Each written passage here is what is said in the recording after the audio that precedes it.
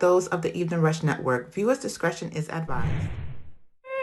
Oh, hey, girl, how you doing? I'm good. How you been? I just came back and watched the Evening Rush show with Dawn and Rainbow. How was it? It was great, girl. You gotta watch it. Yo, what's good, man? It's Dawn. It's Rainbow. Be back with a whole new season of fun and entertainment. We talk about current events, Business, relationships, you need any advice, and the mailbag letters. or you have a suggestion about a topic. We're back with a whole new season. You name it, we talk about it. Every Wednesday from 7 to 8 at the Evening Rush Network. Catch us on iHeartRadio, Google, Apple, Facebook Live, Twitch, Mixcloud, and all the podcasting sites. Email us at theeveningrush@gmail.com. If you want to catch up on any of the shows, not just the Evening Rush, but any of the shows on the network, you can go on the eveningrushnetwork.com. Thanks. Thank you for watching. Evening Rush. Hope you enjoy.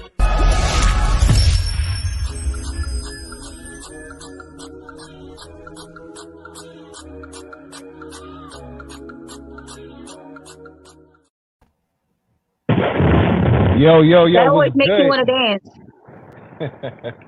What's good, everybody? You already know what it is, man. It's the Evening Rush each and every Wednesday from 7 p.m. to 8 p.m. with Dawn and Rainbow. And we got a special guest in the building. Shout out to Miss Fatima Oliver over here. Hi. Hey, Fatima. Hey, girl. It's That's good. all I got. Yo, I'm actually happy. No, listen, I'm happy to see you. I missed the last time you was here. My apologies. You think? You know what I'm saying? That's okay. But you see, I left you with great company. Yeah. It was good. It was good. You know what I mean? So That's shout out to y'all both. I appreciate it. Appreciate y'all both for being here. What's up? Rainbow, how was your week? I didn't really do anything. Today was my first day back to work. It was an alright day. It was a good week. Then I guess so far so good. Fatima, how was your week? It went too fast, number one, and then I wound up going through the change at church. I had a hot flash. Oh no! I know. We was getting ready I'm on the worship team, and we was practicing. And Lord, I had a hot flash, girl. I didn't know what to do. I was like, "Ain't nobody else hot? Ain't nobody else hot? What is going on?" Oh my God, I wanted to strip so bad, but that would have been appropriate. Not in the church. Oh my God, it was so hot. I said, I can't believe, God, you got me up in here having a hot flash. Why I do not want to go to You don't look that. He doesn't look old enough to be going through the change, right? I really appreciate that. But my youngest says that I am almost 100. I told him I'll be 47 next year. He said, "Oh, you're almost 100." So, you know what? You can't listen to them kids. We're basically the same age. You can't listen to them kids. Yeah, but that's pretty early to be going through the change sometimes. You go to premenopause. Yeah. So I'm right there. I'm like right there knocking on the door. No, well, some people don't, they still be getting their period till they like 55, 60. I would never wish that on anyone. Yeah. I would never wish that on anyone. Yeah, well, they cleaned shop on me a while ago. They cleaned shop, so we ain't having no mistakes. We can be freaky okay. all the time. You better try to. You was trying to slip one in there. You will. This bitch dumb. Said, nah, that's not happening. Nope, not here. Yeah, well, just live a little, honey, Rainbow. You're gonna be right there where I'm at, because it ain't fun. Oh, I hear it ain't fun, and I don't want it at all. Yeah, well, that was about it. That was the major development for me. I can't remember much of what I did. I have too many kids. I don't remember. What's good, bro? I see you on the check-in. Nah, really well on the check-in. I don't know. I don't know if I'm quite ready for that. That's just to be sweating out of nowhere. I don't know if I'm ready for that. Why? That would make me feel like more to it than just that. I mean, yeah, you can have emotional changes. I mean, there's a bunch of other changes, but what is straight in front of you that slaps you and lets you know, hey, this is what we're doing. We're taking over your body. It comes out in the form of hot flashes. Hot and sometimes it's cold flashes, right? I switch my unit so much. My poor husband, sometimes I just see him sitting around with a blanket on. They do not touch it.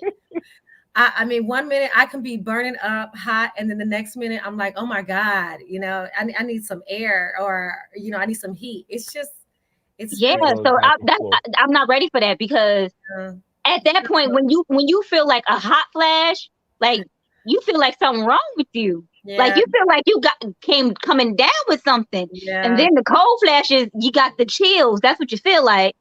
yeah. And then you feel like, yeah, I don't want to feel like I'm sick all the time. Like, I ain't got Yeah. time for that. Thank you. Thank you for explaining that so well. That is where I'm living right Yeah. now. Thank you. Well, Thank you for that. Don't they have some medicine that can help you through that? Probably, I'm not quite there yet. So I'm rolling natural, and we're gonna see what happens. I mean, Well, they should have some homeopathic remedies too. Like that can't be that should not be normal life for anyone. It's not gonna be normal life for me, boo, because me and the doctor gonna be talking. They gonna be normal life. I'm like, no, this can't be life. I will promise I'm gonna let y'all know how it's going. We're gonna work this out. But right now, I'm good right now. I'm very balanced right now. Very Let's balanced. hope to keep it that like way. that Where's my wood so I can knock on it so it stays this way? Well, my weekend was very interesting. Oh boy. It started off as I was like, okay, I'm gonna invite a couple of dudes, come over, we're gonna watch the fight. I invited my uncle over. My uncle said, oh, well, me and my friend is gonna come over. I said, all right, cool. I said, are y'all sure y'all coming over? Because my uncle is good for that. I'm coming and don't pop. And never show up? Yeah. He said, yeah, we coming, da-da-da. Homegirl is, she said, I'm part Jamaican, so I love stew. I said, I make a mean stew. Went out, bought the stuff, made the stew. I made some hors d'oeuvres. Huh? They never show up. Hold on. I made some hors d'oeuvres. You know what I'm saying? Even though my wife was like, those look like jailhouse hors d'oeuvres. But I was like, all right, cool. Don't worry about it. Don't worry, everybody gonna eat it. So, yeah. 10:30, 11:30. What? I had some stew by myself. Wow. What up? Envy, I see you on the check-in. Yeah, I was feeling the type of way. Nah, you ain't gonna do me like that. So, when I finally did talk to him, I let him know, like, yo, listen, you ain't getting no more food over here. You got to bring the food now. You to bring the food, dude. You know what I'm saying? And then I was already disappointed at the fight was looking good. You know what I'm saying? Deontay came out ready to go. He was on fire. He looked like it. You know what I'm saying? Then fourth round came and he hit the canvas. I was like, oh God, whoa, wait a minute, what happened? Yeah. He got back up. Wait a minute. He got back up. All right. He knocked down Tyson Fury twice in the fifth. I'm like, yeah, okay, we're gonna win. Yeah. And then in the sixth and seventh, he got knocked down again. I was like, what the fuck? What's going on here? And I'm like, I'm still having faith. And in the 11th round, my bro got knocked out, and it was what it was. He was tired. Go that long. He was tired. Many times. Seriously. Yeah. When I say I was disappointed, I was disappointed. But wasn't he supposed to be in like his best shape ever? Because wasn't he waiting for this fight? Yeah. I don't know what happened. You don't know what happened either. He was asleep. Yes, Tyson Fury was in better shape. That's all. No. Listen, he had his card. He had his number, man. Like, that was just what it was, man. He put that extra weight on it. Okay, I don't know how it works with boxing, because I know you win money if you win. But do you also get money either way? Yeah, you get money if you lose. So he's still straight as far as the money is concerned, but you want your favorite boxers to win. And the longer you last, the more money you get? Nah, it's just one no, step. You already get paid, right? He probably already had his bag and everything. Then nigga, if I don't know. But he wanted the belt back. He wanted the belt back. He wanted to secure his legacy. Right. That's what it was. Let me tell you something. After the man had knocked me out 3 times, knocked me down like 3 times, I'm just gonna stay here. You know what? I'm over it. Right. By the second time, I'm like, do I really want to do this anymore? You gotta get back up. You can't stay on the canvas. No, you ain't gotta stay on the canvas, but you can get up and exit. You can just be like, I want to go out like this. You know what I'm saying? Listen. Like he like knocked him out, like he was on the floor, like yeah, Or He it was knocked just him out. or it was the 10 count, and he was still moving around trying to get up. Nah, the ref said after that knockout, he went down. The ref was like, "Yo, it's over. I'm not even gonna let you." He didn't even do a continue." 10 count. He just said, "Fuck it, nigga. I know you're not getting up." Yeah, he was. Nah, he was gonna. He looked like he was gonna get up, but it was just like, "Yo, I don't want you to get hurt after this point." So shout out to all the dudes had one round left. You never know. He might have jokes on me this weekend. Look, he might have had his Rocky Creed moment, and he might have did what he was supposed to do in the last round, but then the referee just being up. He was done. I'm a big fan, and I'm telling you, he was done. You never know. That mental might have just kicked in. Well, yeah, in the mental he had it, but clearly everywhere else he didn't have it. He didn't have it in the mental. No. I think after the 4th round, honestly, he did not have a chance to bring it back. His defense went down. He just was going for that right hand. It just wasn't enough. It just wasn't enough. You know what I'm saying? But he was probably partying. And the crazy part is I went and got a drop just for him. And I'm not even going to play the drop because it just defeats the purpose. Like, you know what I mean? Don't play it. Go ahead. Just pretend like I'm good. No. He not here now. I can't play that. He ain't here. So it's okay. But I definitely want to talk about it's like probably he ain't no champ, so no, he can't play that. Yeah. So let's talk about first of all, boxing is a very tough sport. So you have to be physically, mentally tough for that. And I ain't with it. Definitely. I ain't physically strong enough. I might be mentally. I ain't even mentally strong enough for that. You ain't gonna beat my. You ain't gonna beat my ass for so long for me. It's a mental thing, and then at the same time, you don't want to lose. So you're you ain't about to beat my ass for so long. For I'll be like, you know what? I'm out. I can't take this any longer. I don't want to do this shit no more. I'm over it. Nah, you gotta fight, girl. You gotta fight. You say you ain't gonna volunteer that. I ain't mad at you. So what is my life? Like I'm just fighting for a title at this point. I'm not fighting for. If it's not my life, I'm fighting for. You got it. You got this one. Say no. Look, I ain't. He knows. Okay. Just real quick, my thing was more or less, you really, he won the first fight to me. He knocked him out the first fight. He caught the late count. The second fight, I believe he was cheated. He was cheated? Yeah, he was cheated. He lost, but he was cheated. Like he proved his point in court. The third fight, he clearly lost. He gave a better fight than the second fight. And everything else, but he clearly lost. So I'm gonna give it up to him. Right now I actually want him to go after Anthony Joshua, who also lost his belts. So that's where I want that fight to go, where his next fight to be. I think would be good for both of them. You know what? It was probably because the other opponent was like, you know what? He probably knew the other guy was cheating. He know that Deontay Wilder was cheated the other 2 times. He was like, you know what? This time I really got beat his ass this time. Because if I don't, if I don't beat his ass this time, they gonna be like, wow. Go. So he was waiting for that. He was like, you know what? I'm gonna get it together. He probably had a better team and everything this time around. He probably had all. It was the weight. Tyson Fury figured it out. Like, yo, I'm gonna gain all this weight, and I'm gonna lean on him with that weight. Wait a minute, but is that the same? Are they still in the same weight class then? Yeah. They're still in the same weight class. They're heavyweight. But what it is Deontay Wilder got weak legs, and you can see it. He's got these skinny legs. Why did he miss leg day? I don't know. That's the problem. If you tell you what your problem is, and you don't fix it, then that's the problem. He was supposed to hit leg day, and he missed it. See, every day he missed leg day. Don't you know that? You do not miss leg day. What's wrong with you? Right. What up, Tone? I see you on the check-in. Hey, Tone. Yeah, you can't miss leg day. You can't be out here looking. What Kevin Hart said his uncle was looking like, the one he's like, he came home with Jeff. Wow. He came home with Jeff. He was real stocky up top. So he was like rocking back and forth. You can't miss leg day. Your legs can't be littler than your upper body. He out here looking like Jim Jones. Wow.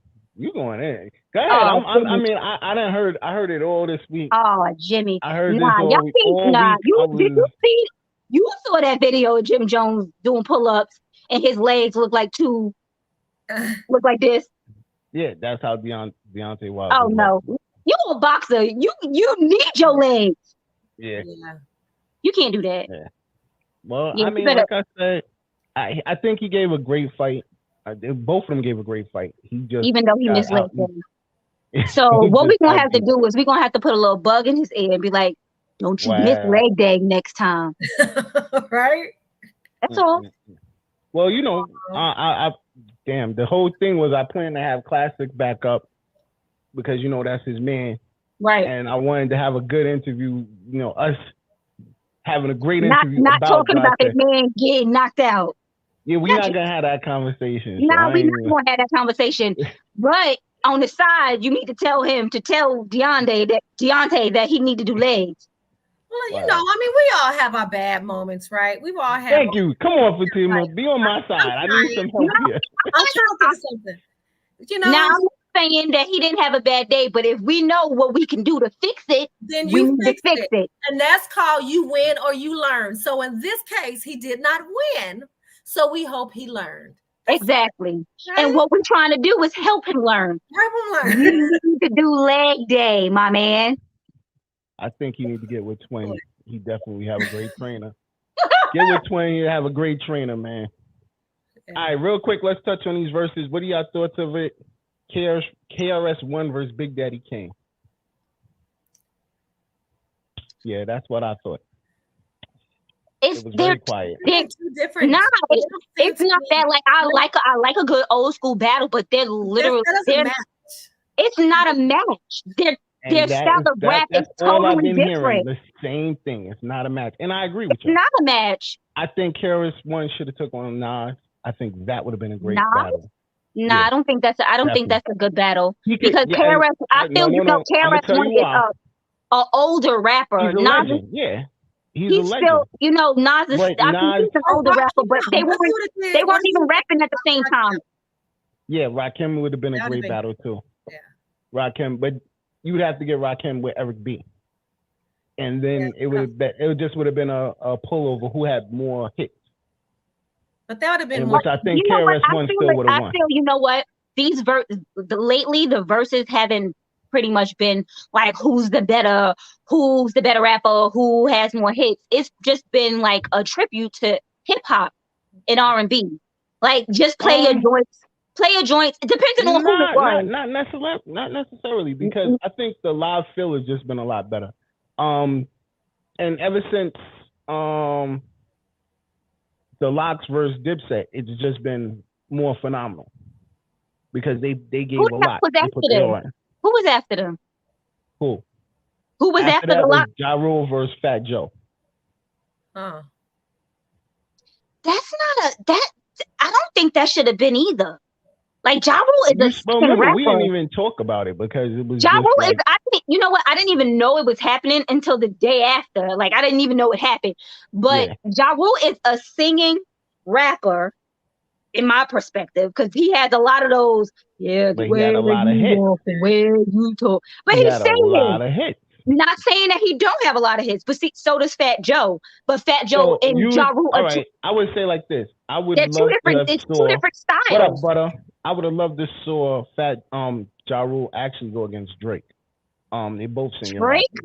Yeah, Drake. I got my soldier boy Drake. What? No. Yeah, that doesn't seem to go either. They both sing. No, you can't. First of all, you can't. I get what you're saying because Drake on two different levels. It's a singing rapper, but if you think about it, Drake is a bigger superstar than Ja Rule. I mean, he is. good luck to versus this time. I don't think I'll be checking in. It's not a good match. It's gonna be a good night for music because KRS-One is gonna play his joints and Big Daddy Kane is gonna play his joints. But Big Daddy Kane had more like dance. Once I hear have stepping, it's really it for me. I'm good. Right, but that's what I'm saying. Like he had a whole bunch of joints that made you want to dance. Warm it up, King. KRS-One made you want to think. Right. Those two different. But he has a lot of great. He has a lot of great. I'm not hits. saying that he doesn't. Not saying because it makes you want to think doesn't mean that it's not good rap. He But could win Will Smith for all of that. Big Daddy Kane. I'm just saying, like he would crush Will Smith. But just there's no doubt about that. I don't know. He might put out a summertime. Right? Nah, that ain't got nothing on Kane. Summertime, getting jiggy with it. I was about to say that. I was gonna say, what about Jiggy? Get jiggy with it.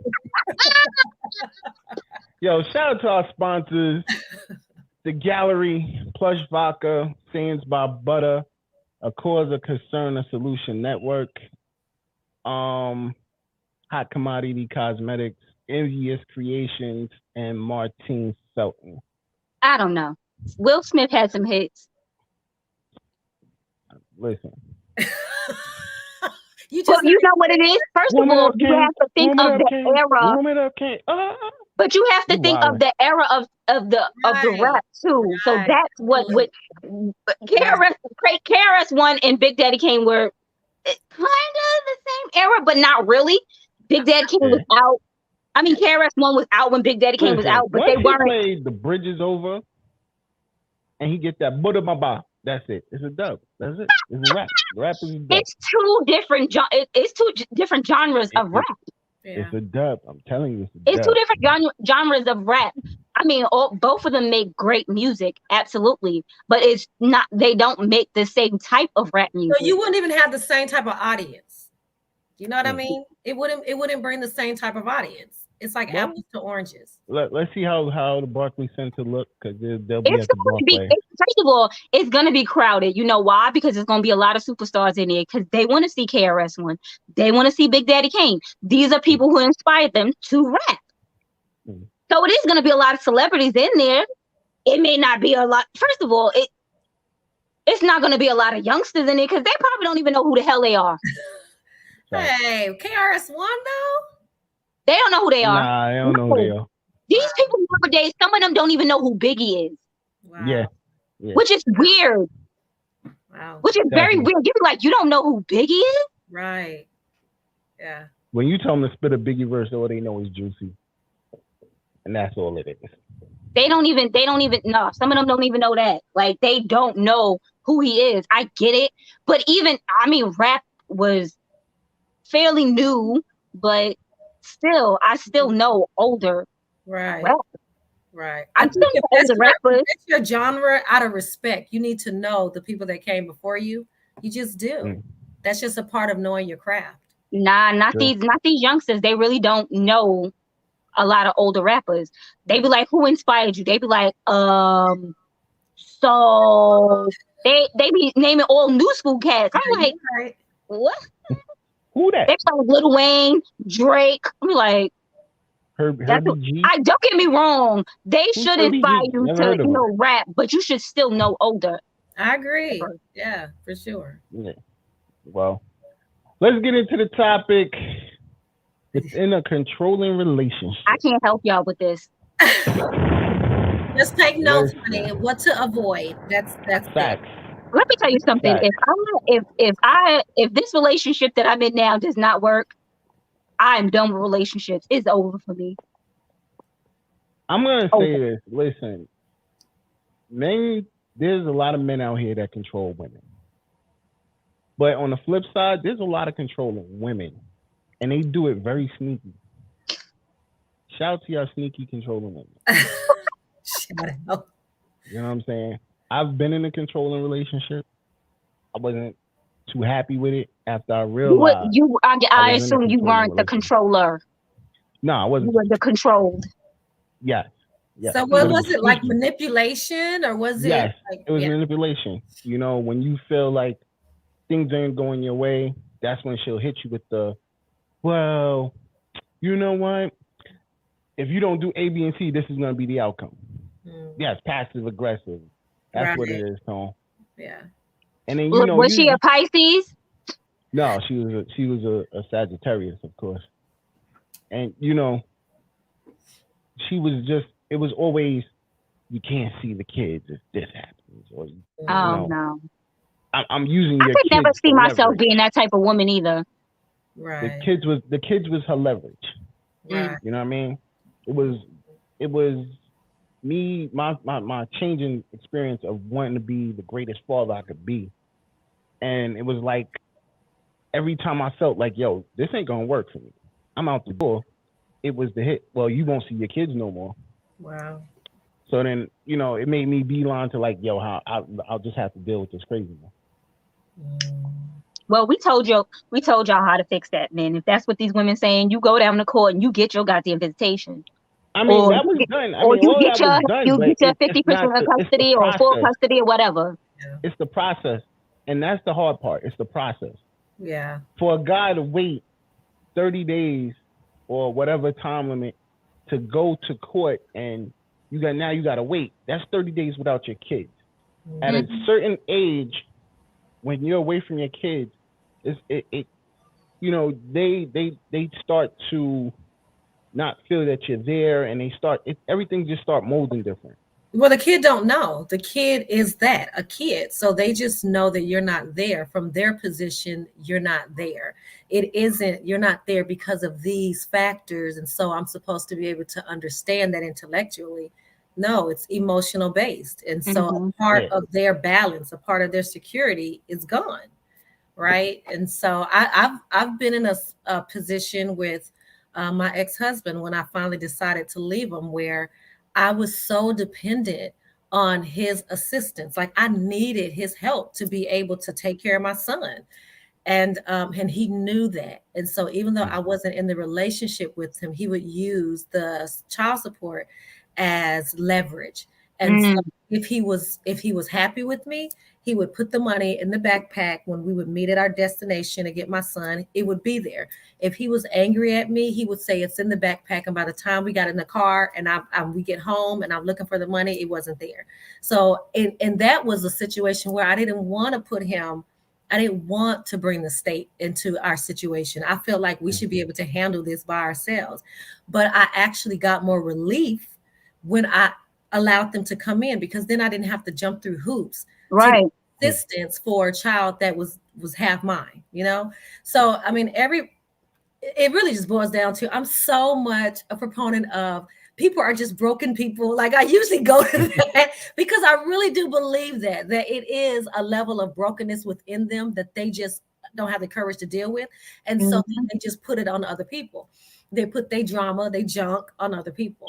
And so it's a lot of broken people out there in the world. And sometimes we love them, right? Sometimes we don't pick the right people because of our brokenness, and we wound up in some crazy situations. And so just for me, that was like one of those things where I had finally decided I'm leaving. I don't know how I'm going to make this work. I don't know what I'm going to do, but I know that I don't deserve this. And that was that little bit of leverage that he still had, where it was, if you come back, then, you know, you won't have to worry about not having money, you know, and just trying to take any type of security that I had, trying to manipulate it or destroy it, so that ultimately I had to get what he wants. Yeah. So yeah. And that was the thing. Like I was on child support while I was there. So, you know, it was like I'm taking care of the kids. Even though I'm in the household with the kids, I'm still paying child support. Like if I wasn't there. You know what I'm saying? And once again, it came down to the fact that I love being around my children, that I said I will deal with the bullshit. I will deal with whatever it comes with, just so that I can be there for them. So when they wake up, I'm the first person they see. When they go to sleep, I'm the last person they see. So that it took a toll until I had enough. Where I was just like, you know it's what? your breaking point, you're the only person who knows your breaking point in any situation. Yeah. I mean, you got to get to that point. You got to get to that point where you had enough. Where you say to yourself, listen, if I don't walk away, I know I'm either going to be dead or in jail. Okay, that's what I said. Where it is.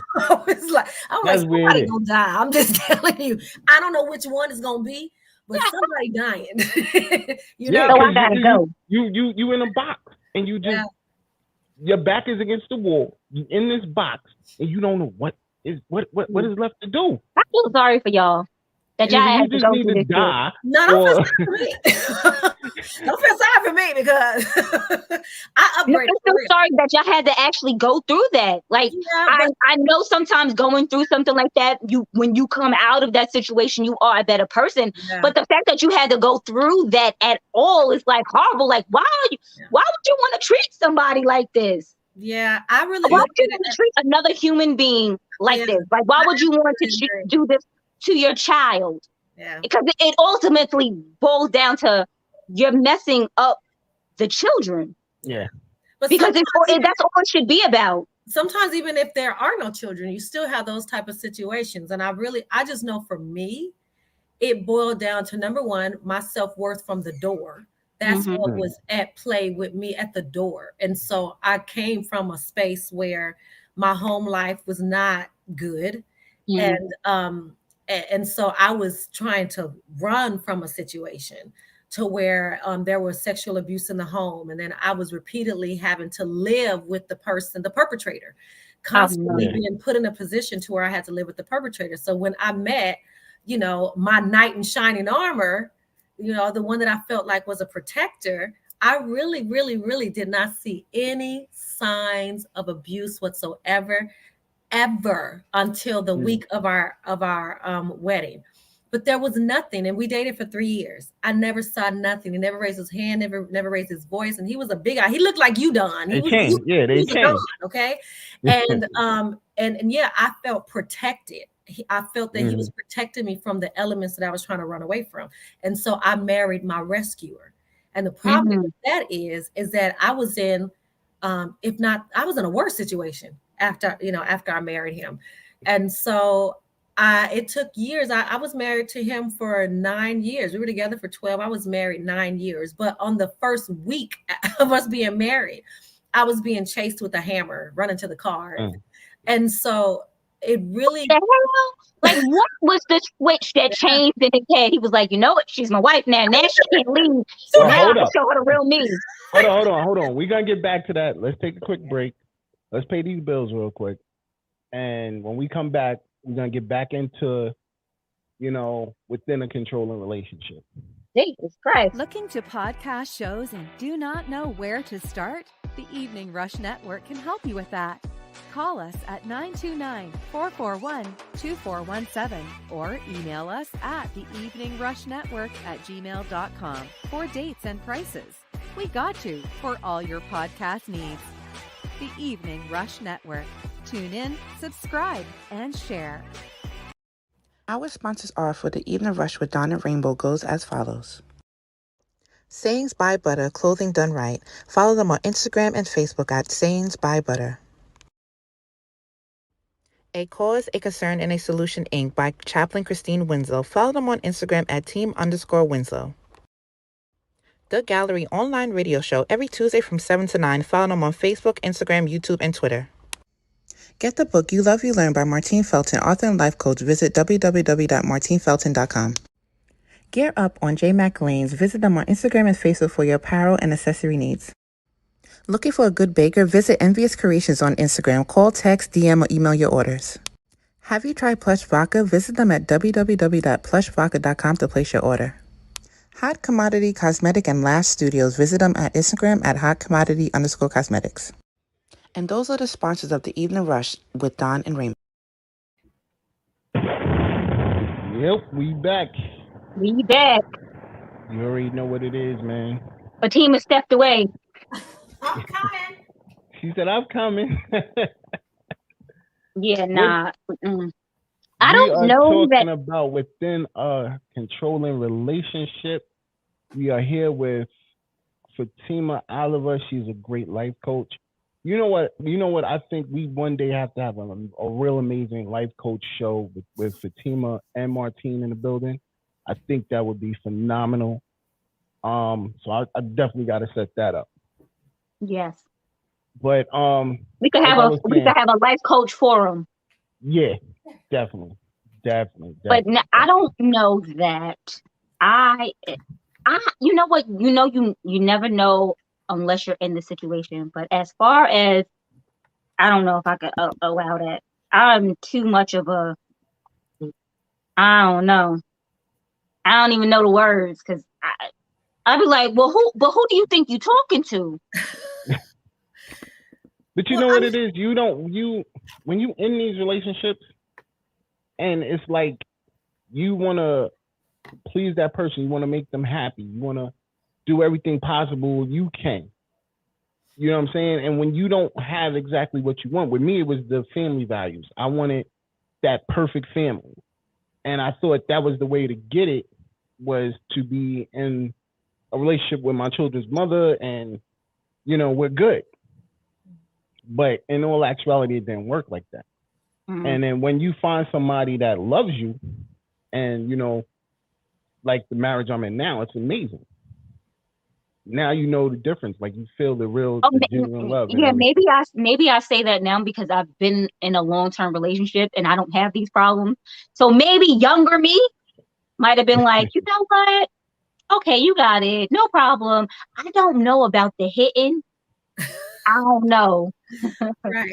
I mean, yeah, she was a mental and physical abuser. Yeah. I don't know about that part because her thing was, if you go for the door, like if I say, yo, I'm leaving, that's when the knife came. I'm gonna stab this nigga. He ain't going nowhere.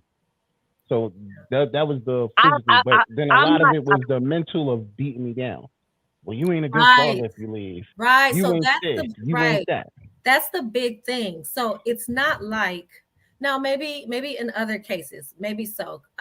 Number one, those type of people, they know the type of person that they're dating, really. Mm-hmm. And so it starts with the manipulation or the mind game. So for me, I would say it was capturing my mind first. As an example, when we would get into fights. Now, this was after we had married, because like I said, I never saw anything. And even the week before my marriage, what happened was he rolled a bowling ball near towards my feet. And I just thought, oh, that's stress from the wedding. Like, how rude. Like, you almost made me fall. But I thought, oh, that must be stress from the wedding, because for 3 years, I'd never seen anything. But my point is that when we started out with our arguments, with the disagreements, and me, being able to speak up for myself, because who else is going to? It was throwing things and breaking things, but the things that were being thrown and broken were my items, the things that I brought into the relationship, my identity things, the things that I could say, this belongs to Fatima. This is not his. This is mine. I brought this. Right. Eventually, all my items that helped me with my personal identity were gone. And all I had was what he had. He never broke his stuff. He broke my stuff. Of course not. For me, it started out really, really mental as far as capturing my identity, stripping my identity to the point where all I could identify with was him. So now what I'm going to do, if I feel like my existence is locked to him, it makes it really more difficult for me to be able to see my life without him. And then that's when the physical abuse started. So it was never like, I said the same thing. And I'm grateful that you're in a place where, that you are mature enough and you know yourself enough to be able to say I'm so not doing that. But as a teenager, completely was like, oh, I ain't never getting no man like that. But it doesn't happen. I don't think it naturally happens to where the person just hauls off and hits you, right? It is a gradual approach to them owning you, stripping you from your identity. And once you don't have your identity, what do you have? Yeah. What do you have, right? So it opens up the door for that person to do all kind of stuff. And you deal with it, even though you know you shouldn't be dealing with it. Right. You deal with it because at the end of the day, it's really more so about you than that person, as far as what am I going to do when I leave? What am I going to have to rebuild when I leave? And how am I going to be able to navigate the court system to be able to still get that ownership of my children when I leave? There are so many uphill battles. Sometimes we say, you know what, I'll just stay. Mm. Yeah. That's sad. And that's sad. Yeah. Yeah, it took me 12 years. I stayed with him for 9 years. And on the ninth year, I decided to leave. And even at that point, I had to get up the courage to leave. It took me 3 years just to get the courage. Once I said, I know I don't want this anymore, to be able to build my life in a place where I had my own car. I had a little bit of money. I had this, to where I would feel like I could make it on my own. But it's similar to Don. It wasn't just the the physical. It was a lot of emotional. It was, you mad at me, and we driving in the car. We stop at the intersection, and he gets out the car and takes the keys, and I'm just stuck in the middle of the street in the car. So I've been through that. And you can't go anywhere.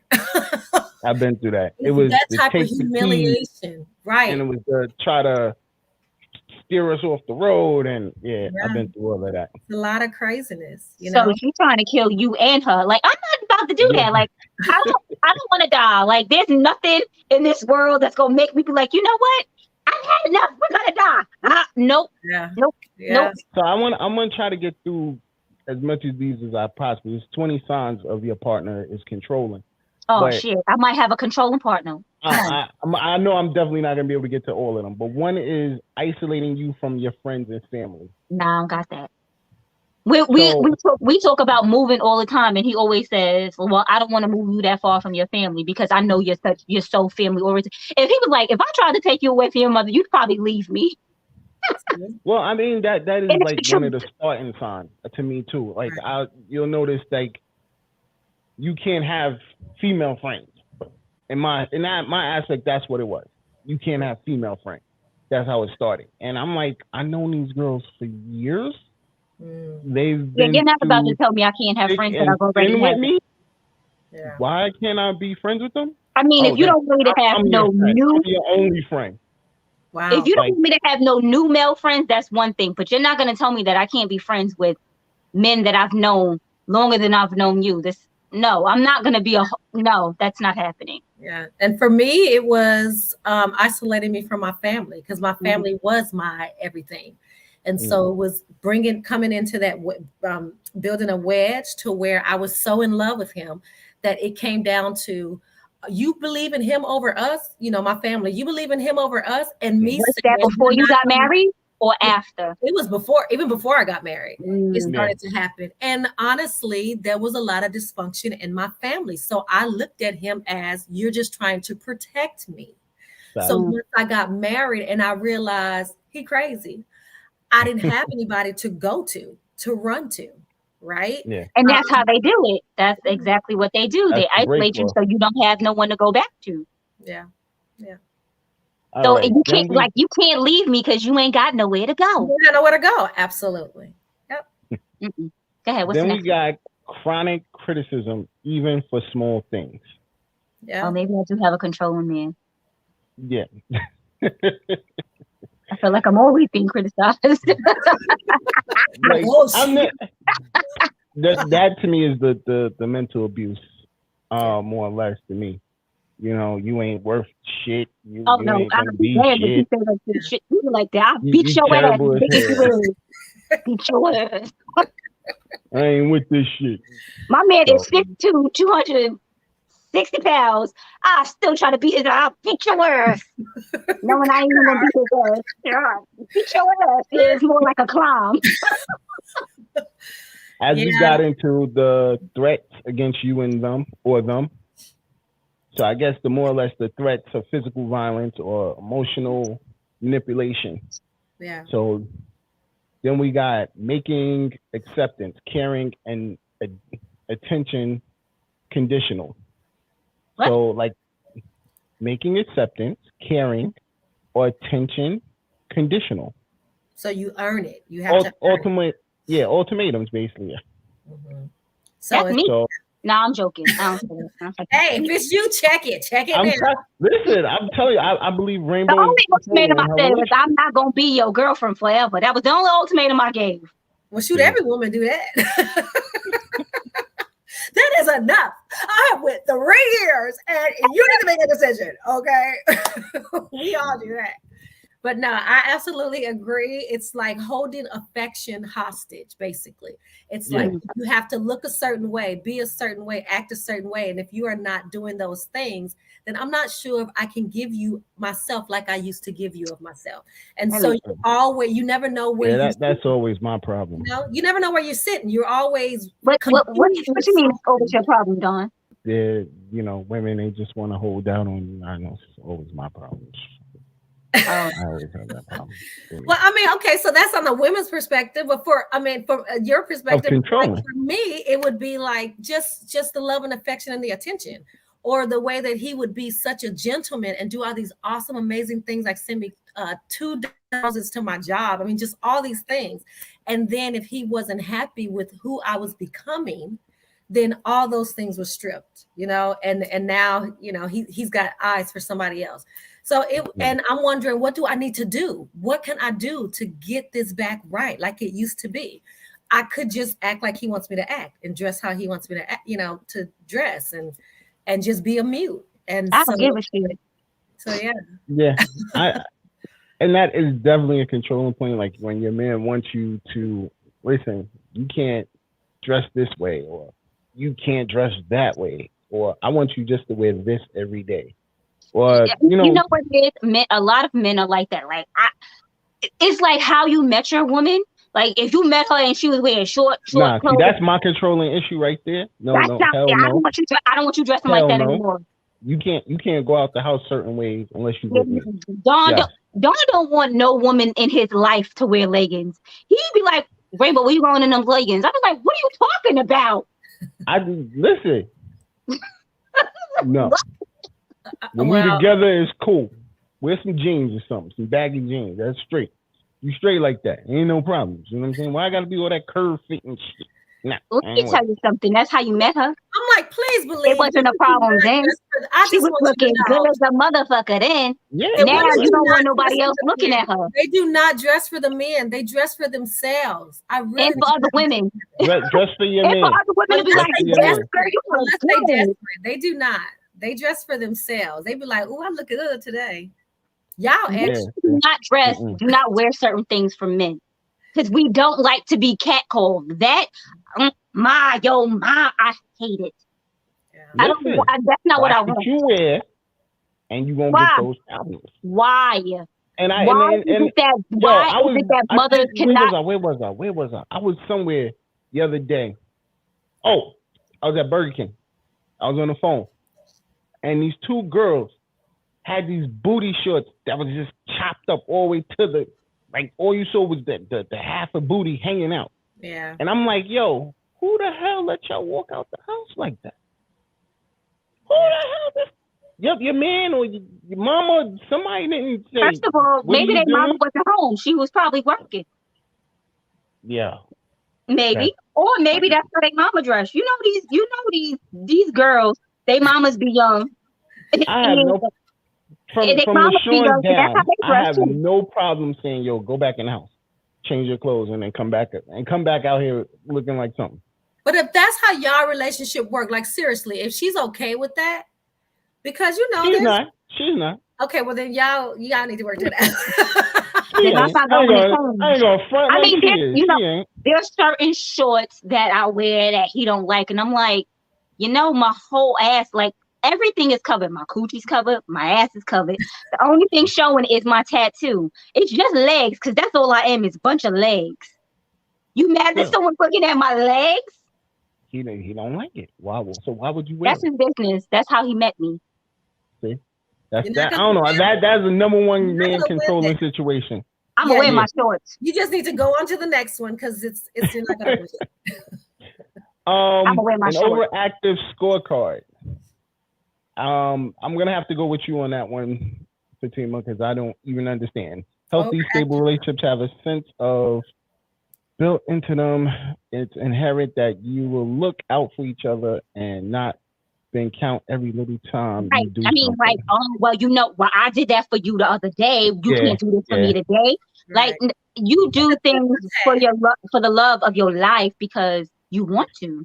Right. Not for keeping a scorecard. Like immature relationships do that, where you have a list of things that you did for that person, and so in some way you expect them to compensate. I mean, you expect to be compensated for that, right? See, I'm a big person against that. Like, I don't like the whole scorecard. First of all, I don't like. I feel like you shouldn't throw something in my face that I've done for you. I don't do that. Like, that's one thing I don't do. If I did it from my heart. If I didn't do it from my heart, then it wasn't done.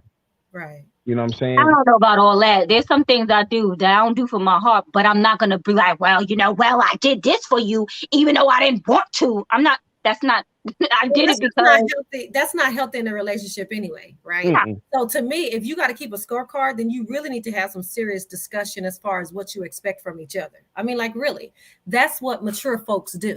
But when you're in a situation like that, it's like, I did this for you. Don't you understand all that I sacrificed for you? I do this and I do that. And, and I do this for your parents and yada, yada, yada, trying to make you feel guilty about for wanting, right, for whatever it is that you want to see in your relationship, especially if you started out one way and maybe you're excelling in some area and they are not. It's like you guys started on the bottom, right? And now you're expanding your reach. And sometimes there can be jealousy in that type of a relationship. When it's a controlling relationship, it is a matter of you can only do so much.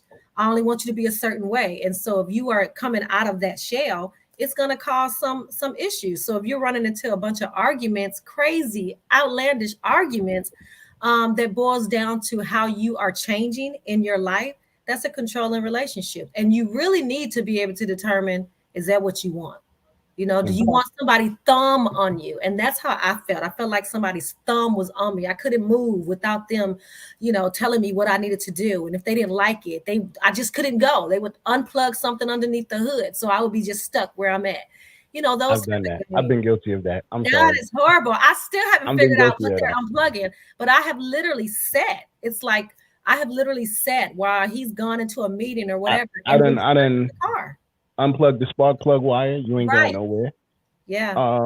Yeah. That You is ain't going nowhere. controlling. That is you ain't controlling. gonna do that to my car that I pay for. I'd be damn. That is controlling and unhealthy. And if you have to go to those lengths, you really need to be checking yourself and saying, Yo, you know what it was? relationship. I had cared about that girl so much. And I just was like, no, you cannot leave me. And you know what, Don? That's exactly what controlling people say. I care about them so much. You can't leave me. Okay. Yeah. So, that was definitely a relationship. I always say I was controlling it. yeah. Because I But she did that to herself. She started that. That was her fault. So we're gonna go to the next one. She started it. Okay. I'm I not don't know that I care enough. Using guilt as a tool. Yes, absolutely. Using what? Manipulation. Using guilt as a tool. Yeah. Yeah. That's that mental relief. Yeah. Yes, it is. Playing with your emotions, knowing when to cry, knowing something to bring up to make you feel horrible about something that you did that you thought you guys were over already. Well, we can't talk about crying because I can cry like that. It don't take much for me to cry. Well, it depends on the reason, though. Are you using your tears to get a reaction? Are you using your tears to get a reaction? But sometimes my tears won't get a reaction. Well, no, I'm saying some people are emotional people, so it's all about the condition of your heart. That's the crazy thing. If you say that and talk to Rainbow, she's not fucking emotional. She's not emotional. Anytime, like she's not as cold as Envy, but she's not emotional. You ain't gonna talk about my girl like that. You ain't gonna talk about my girl like that. I am very it. You know what it is? It all depends on the person. Like I feel like my man knows every button to press. Right. Every one of them. He knows how to get a reaction out of me. And it's like I don't even think he be trying to make me cry, but here I am crying my poor eyes out. Yeah. He'll just say something. I'll be like, he'll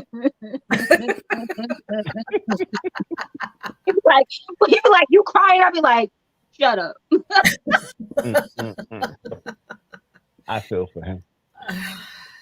Creating I feel for me. I'm the one crying and shit. Creating a debt you're beholden to. Yes. Yeah. A debt? Yes. I've so lived that. Have you? Yeah, definitely. Where she'll say, for example, she buys a car, put it in my motherfucking name, and now I'm controlled over that situation. Oh no, I don't have that. You know what I mean? I just lucked out a lot on those type of situations though. Yeah. It was mostly buy stuff for the house and it's in my name and it fucked up my credit, but she was living the life over it. But it was cool. You know what I mean? I fixed my situations always. Yeah. And you live and you learn. Because now I'm not putting nothing in anybody's name but my daughter. So that's it. She's the only one that can have daddy's name on anything. So we'll leave it at that. My experience was just being pregnant and unable to work because I have difficult pregnancies, and so they had to take on the responsibility of the house, and I never lived it down. No matter what happened, no matter what type of conversation, kept bringing it up as if it was like such a sacrifice, even though it was his child. You know what I mean? Nah, but that, you know what? Fuck that. That was his job. Right. But it was something it always came in. It was like I could never repay. Even after I went back to work, everything is good. I could never repay that quote unquote debt. And even though rationally I would say that makes no sense, it was such a huge thing in our relationship that it made sense. You know, it was like, how am I going to get this to move? And so that's the type of scenarios that can happen. It's something so irrational, something that was done that you thought was done from their heart. And in their twisted way of thinking, it was, but now you owe them forever. You owe them forever. And there is just, as a man, that's your responsibility. That is your responsibility. Survive, this woman is protect. Those are your jobs as a man. If she's provide and protect, and it's not, it wasn't the fact that she help was, you hold the crib down. You hold the wasn't the fact down. that she could go to work and she just chose not to. Nah. She was having a difficult pregnancy, so we could essentially not have this child, and I can go back to work. Yeah. Or you let me stay home and you take care of me and your child. See, Rainbow, you living it back like how I was living it at that moment. You feeling all of that. Nah, yeah, you feel it because see what that is different. Like, yo, do what you gotta do. An example. It's just an example of for the listeners as far as the extremes that somebody will go to make you feel guilty and just forever indebted to their love. Forever indebted. That's not love. Like that is not a sign of love, because if you want to make me feel guilty for something that you should, as a man, as my, I don't know if that was your husband at the time, but as my baby father, right? Yeah. But you want me to feel guilty about that? Nah, you got life all wrong, sir. But the fact that I kept playing the game. Right. So there is some responsibility on my end, too, as far as Fatima. When are you going to wake up and realize that this is not the type of relationship you need? Right. So at some point in time, plain and simple, even though you can get caught up and conned into these type of relationships, at the end of the day, we show people how to treat us. And at some point, we have to look in the mirror and say, Fatima, how do I want to be treated? Rainbow, how do you want to be treated? Don, what type of a life do you want for yourself? I understand that you got all these other responsibilities. I understand it may break your heart to walk away, but what type of life are you trying to plan for yourself? And you have to make decisions based on that. Absolutely. Yeah. True. You ain't never lie about that one. Oh, this is my all-time favorite. Spying, snooping, or requiring consistent disclosure. My all-time favorite. I just want to know where he at. Nah. See that right there. I have rules. This is my we will break up rule. Don't touch my goddamn phone. I don't go through phones. I'm not gonna lie. Like I didn't go through a phone. I went through a watch. you know, watches have everything on it now too. Text messages and phone calls and all of that jazz. I went through a watch. I seen something I didn't like. I called him. I was like, come get your shit. It's over. He was like, what happened? I was like, it's over. Why are you going through that? Why go through that like to that extent instead of communicating and talking about it? Nah, because you know what? This is a long time ago. I know. We know it's a long time ago. Matured since then. But he used to go through my phone on a regular. Like, what are we doing here? Yeah. Are you trying to find something? Let me see something. I can help you find something. To me, that's a deal breaker. Like, don't go through my phone. Yeah, we were really young. But now we have an understanding. We talk about a lot more things than we used to. Like, I would never express any emotions, and he is an emotional expresser. If he has a problem with something, he's saying something. I used to have a problem with something and I would say nothing until we get into a big argument and then everything spills out and I'm like, fuck you, fuck this, and get out. But now I talk about it. I've matured. Good. That's good though. That's good because a lot of people don't talk about it. And really the reason why we make those type of decisions, real talk, is because of our own insecurity. Now, we could have some strong indicators that dude or she is cheating, right? But it still boils down to us as far as like, do I really want to be living my life having to go through their phone? So it's either that they really are cheating and I don't want that in my life, or it's that I got some serious insecurities because somebody did cheat on me or did do some stuff to me. And now I'm doing that to a good person and becoming overbearing. And it's got to do with my insecurity. At the end of the day, it's still about us. It's about what do we want our life to be and how we gonna be in it. You know, we gotta mature. We gotta Do you grow up. really want to know though if they cheating? Like if you do, like if you go and you find something, then you found out. But what are you gonna do? Are you gonna leave or are you gonna still go back to the relationship? So then it boils down to if I gotta really, truly, honestly live like that.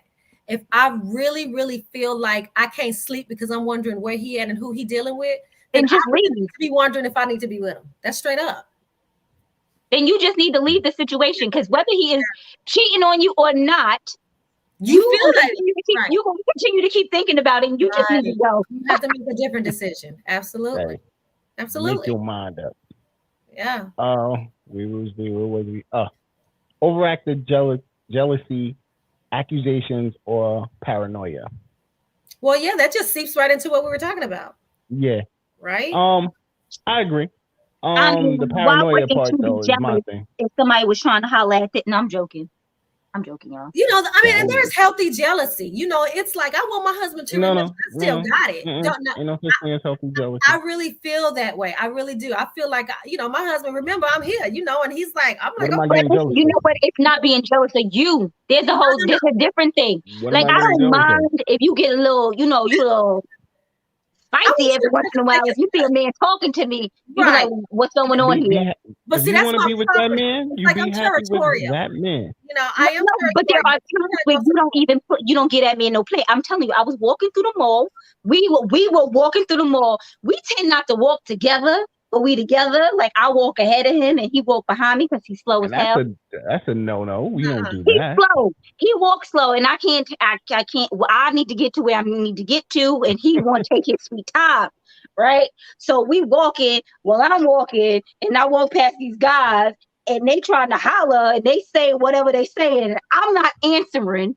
I didn't turn around. I didn't make no gestures. And he was like, she ain't talking to you because she ain't you. She not with y'all. She with me. That's a little jealousy though. He was like, y'all ain't got a chance in hell. I ain't doing all that. I ain't doing all that. I feel like as my woman, you're supposed to handle that situation before it got that outrageous or get that far. What outrageous or what for? I wasn't even paying those men no Check mind. that nigga. Check that nigga. Listen. Keep like you said, you ain't say nothing? That was checked. Keep it moving. That's it. But we're talking irrational, right? We're talking you didn't call at 5:00 like you said you was because you was hanging out and it slipped by and now the person's ringing your phone. And right, you get off at 5:00 at 5:05. If you ain't calling, they got problems. Your time out because this person is ringing your phone and blowing you up, and now you're in an argument where you should be able to hang out with your girlfriends or hang out with your guys, but you're on the phone with this person because they're tripping. You know, stuff like that. It's just that's irrational. Yeah, I'm not doing that. I'm not doing that. It's not healthy. It's not a healthy way to have a relationship. I'll wait till you get home and we can discuss it. Go through that. Like, you know, I mean, you have to learn how to do relationships. So I've definitely been that person that was like, oh my God, where is he at? You know, I've done all of that through my insecurities. But as I got healed, as I dealt with myself, as I figured out the type of person I wanted to be, and the type of you know, and really checked my insecurities, why I feel this way. You know, once I started dealing with myself, I was able to be a healthier person in my relationship. When I wasn't doing that, I was projecting it on him. And I was saying, you must be doing stuff because I'm feeling this way. He wasn't doing nothing. He was a good guy. It's just all my other baggage was coming into my relationship and I hadn't dealt with it. So I just felt so victim, like everybody wanted to victimize me. Somebody was going to run game on me, right? So I can't trust nobody. If I truly feel that way, I don't need to be in a relationship until I get my stuff together. But a Amen. lot of times we go into relationships and then we wind up making somebody else's life hell. Okay. Yeah. And I've been through that. I've been the one who has had it happen to me. And I've also been the immature that has brought that into a relationship because I didn't heal myself. I didn't allow myself to heal. And I'm just grateful that I got a good man and he stuck with me. And we've been married 10 years and he is just like awesome sauce. All right, number 10. Not respecting We only your got the need. 10. We only got not the 10 of the 20. Not respecting your need for time alone. Yeah, I've learned, and that goes into what you were saying. That's what I've learned. Like I have to have my space where I need my time. Yeah. Everybody If I don't needs get time. if I don't get that my time, that's when we start having the bickering, the arguing, and I'm not with it because I don't like to argue. Yeah. So I guess that's why when you say, well, she'll You gotta have call self-care. and harass, she's not doing that. She's understanding like, okay, if he ain't check in, he all right. Right. He all right, unless he'll check in if he has to, but he all right. I know he all right. Yeah. But when he gets home, I'm definitely gonna talk to him about it. Yeah. You know what I mean? Like, yo, at least you could have hit me with a text. Right. No, I understand you need you time. I got no problems with that. But if it's a certain time, like if you at work and you supposed to be home, just let me know you going out. I don't have a problem with you. That's like, nah, but I need yeah, to that's know. what I mean. I wouldn't be worried. My man somewhere you at in a ditch. Oh my God. Like that's not what I need to. That's not what. Now I'm worried. For example, You I'm gonna can use check this for in. example. We was at the studio. I ended up having to leave the studio, and this is like what 11, 12 o'clock at night. I had to make a run to a different part of Brooklyn, then come back to the studio before I got home. And I already knew she was sleeping. So why am I gonna wake you? So Text when message. I explained everything when I got home, it was like, okay. Now send me a text message. And that's me. But see, that's me, and that's what I was going to do. That's where that trust got to be. Right. So it's on both parts. It's not a trust factor for me. I just want to make sure that nothing happened to you. I'm not thinking you out sleeping with some woman. I'm thinking you in a ditch somewhere. Right. So but you're right. Like both of you are right. Both of you are there. But it boils down to having that conversation. Like, what do I need in my relationship so that I can trust you? And what do you need in the relationship so that you understand that I trust you? Let's talk about it. So if there's an incident where I was asleep, but I still was expecting you to come in at a certain time and you didn't because you had your things to do, then that's one of those conversations we have. You know, just going forward, at least hit me up or something so that I won't be worried about you. It's not that I'm trying to be needy and need to know your every move.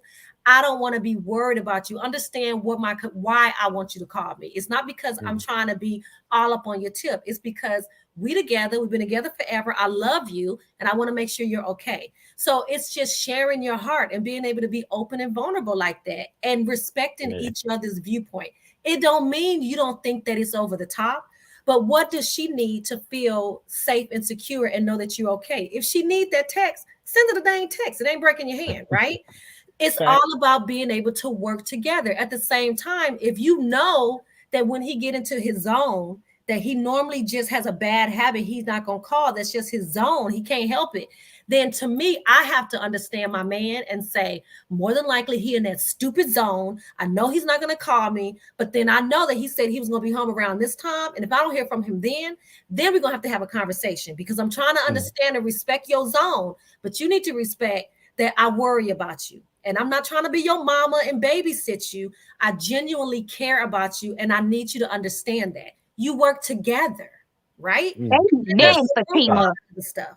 I don't mind having, because he spends a lot of time with his friends and I don't care because I like to be in my own bed, sleep, watching TV, whatever, by myself. I like a lot of me time by myself and I don't have a problem with that.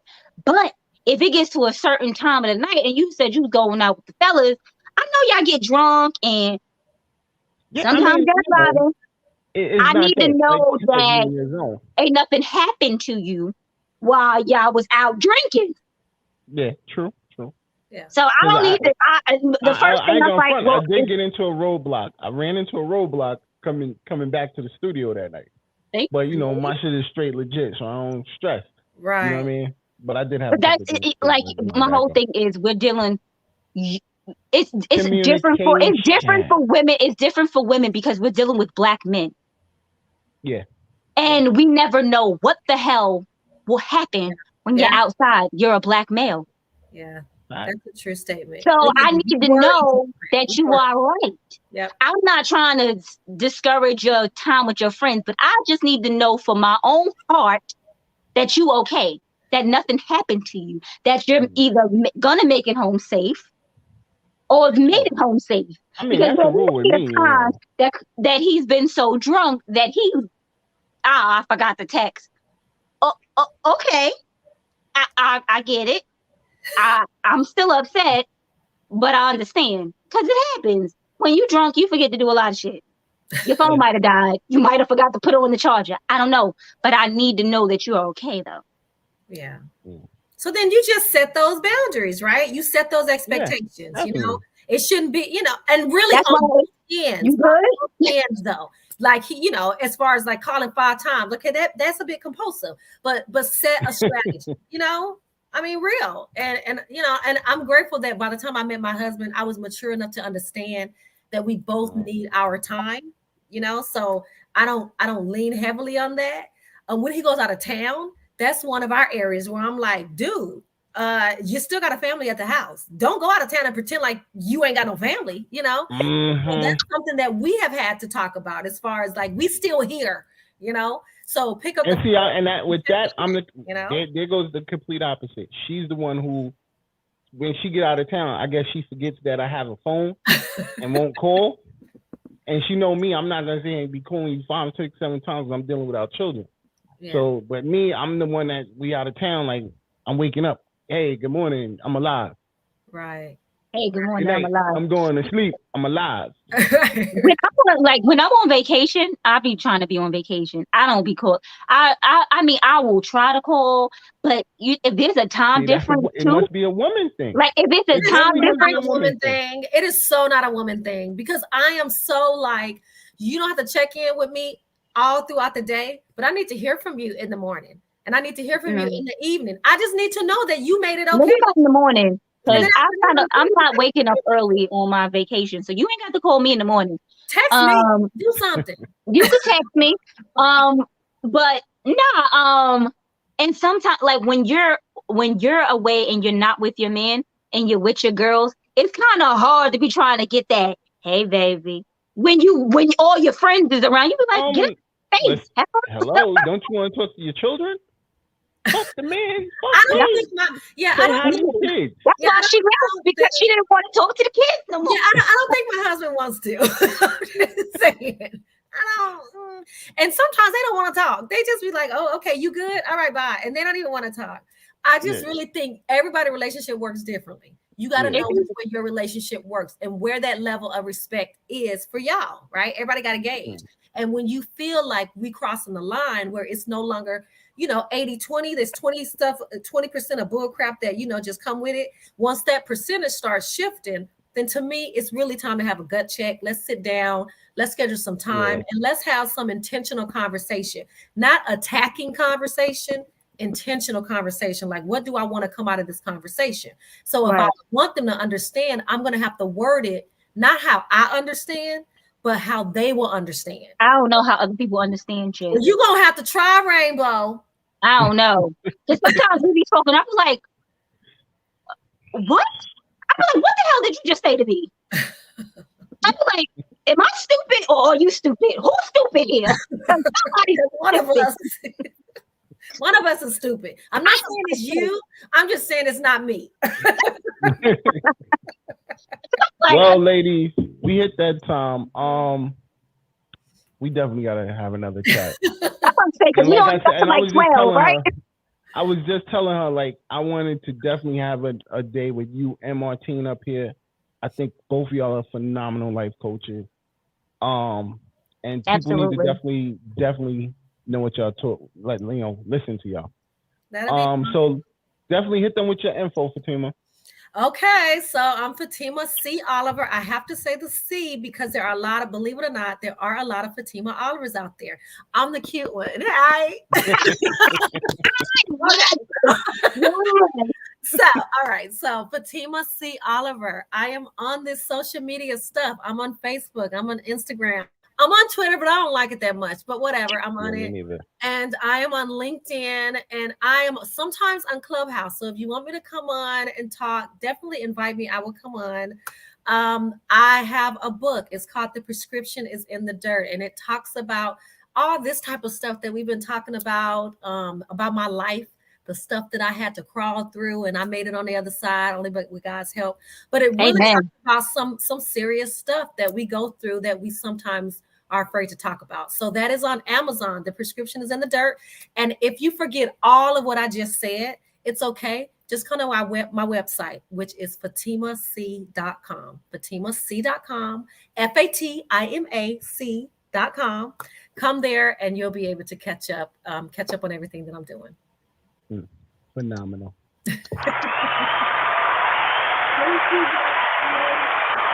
So, Rainbow, how you want to go out this weekend? Oh, you know what? Fatima's our guest. Fatima, how would you like to go out this weekend? What you mean? Like go out like what? We normally say, our final thoughts. Final thoughts. Okay, final thoughts is have the courage to face yourself in the mirror. And then you won't have to control people.